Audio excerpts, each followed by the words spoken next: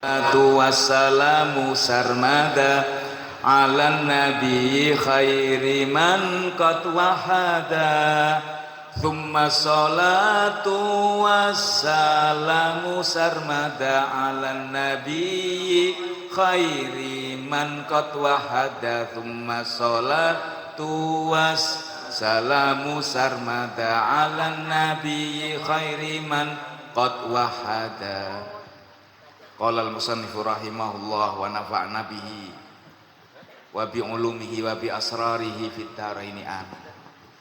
Summa, kemudian, summa niku faedahnya tartib ma'at tarahi. Jadi dalam huruf ataf itu ada wawu limutlaqil jam'i.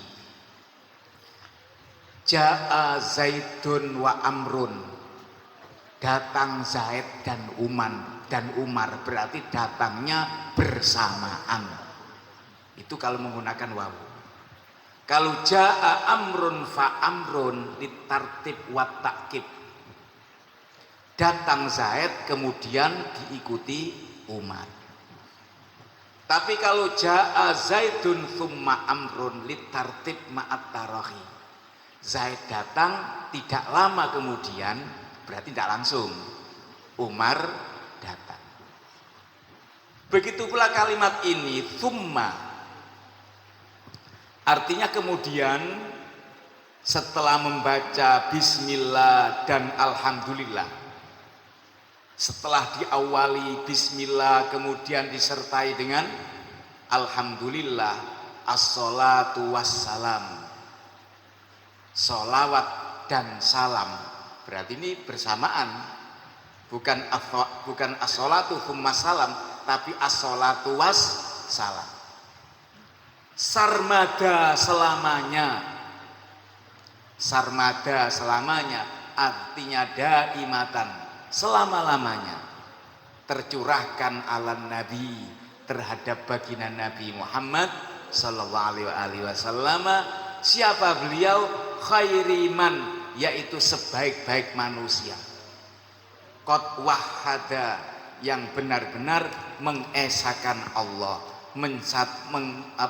Mengesahkan Allah itu apa? Mentauhidkan Allah.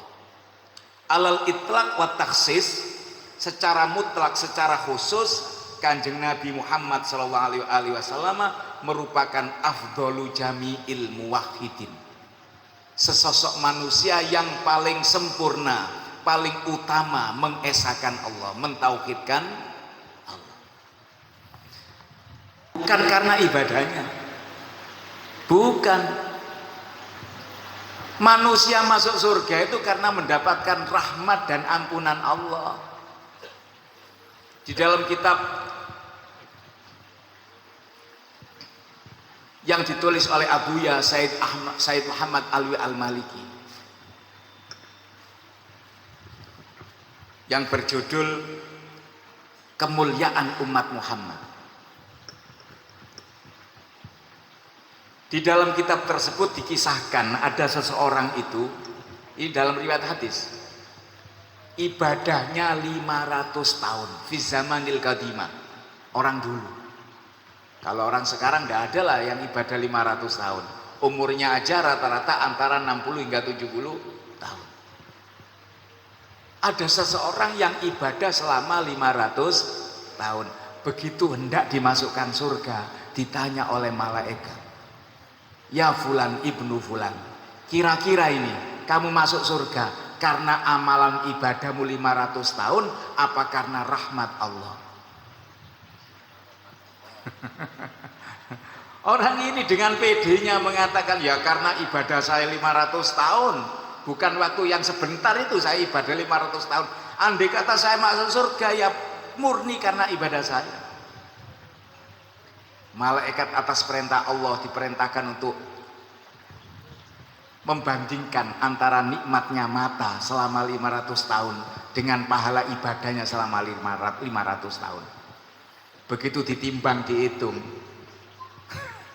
Ibadah 500 tahun dibandingkan dengan nikmatnya mata. Ini masih mata ini. Selama 500 tahun bisa melihat warna, bisa melihat bentuk dan lain sebagainya. Ternyata lebih besaran, lebih beratan nikmatnya mata daripada nilainya ibadah selama 500 tahun. Itu baru mata, belum hidung. Belum mulut, belum telinga, belum lain-lainnya. Wa in ta'uddu nikmatallahi la tuhsuha.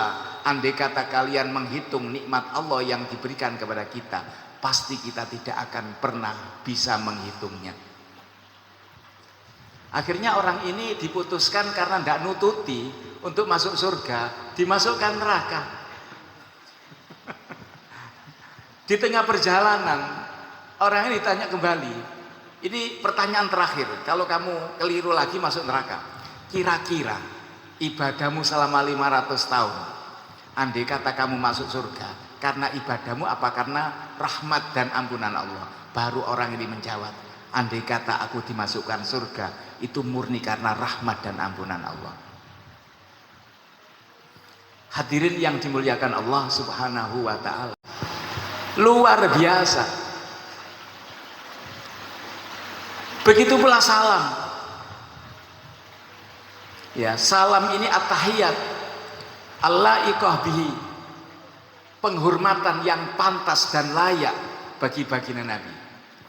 Jadi artinya sholawat yang diberikan kepada Nabi dari Allah Subhanahu wa taala menjadikan baginda Nabi adalah sumbernya rahmat. Sehingga kalau kita baca sholawat kepada Nabi, ini bukan berarti Nabi membutuhkan sholawat kita, enggak. Layaknya ini gelas yang dipenuhi dengan air, sudah penuh air, kalau kita ingin mendapatkan cipratan daripada air ini, maka kita tambahi. Ketika kita tambahi, kemudian ini semakin meluber dan tumpah, mengenai siapa? Yang menuangkannya. Jadi jangan dianggap orang Islam itu nabinya saja minta didoakan, enggak. Nabi tidak butuh dengan doanya umatnya, Nabi sudah dijamin oleh Allah Subhanahu wa ta'ala. Kita mendoakan Nabi, baik itu membaca sholawat, baik itu membaca doa setelah mendengarkan kumandang azan, itu semuanya kembali kepada kita sebagai umatnya. Dan perlu kita ketahui, ini menunjukkan Nabi kita adalah orang yang mulia. Seperti seorang profesor, seorang presiden, kita sebutkan jabatannya, kita puji dia keahliannya. Itu sebenarnya kembalinya pada dia, apa pada kita yang menyebutnya. Misalnya ada presiden datang ke sini, kemudian ya kita ngomong kepada yang terhormat Jokowi, itu yang goblok itu yang ngomong apa presidennya? Berarti dia tidak menghargai terhadap seorang presiden. Kalau kita menyebutkan yang terhormat, presiden kita yang tercinta, Bapak Insinyur Haji Joko Widodo, disebutkan dan seterusnya, kita memuji dia, kembalinya kepada siapa pujian itu? Kepada kita. Wah, orang ini memujinya hebat, berarti nanti saya kasih angpau. Saya kasih sepeda. Tahu banyak seperti itu. Allahumma shalli ala Muhammad. Ala Nabi di sini menggunakan alif lam. Ya, alif lam ini menunjukkan alnya itu dihni. Jadi kalimat nakiro yang kemasukan alif lam al ini menjadi makrifat, dan al itu ada al-ahdir dzikri, ada al-ahdir dzihni, ada al-ahdir dzikri.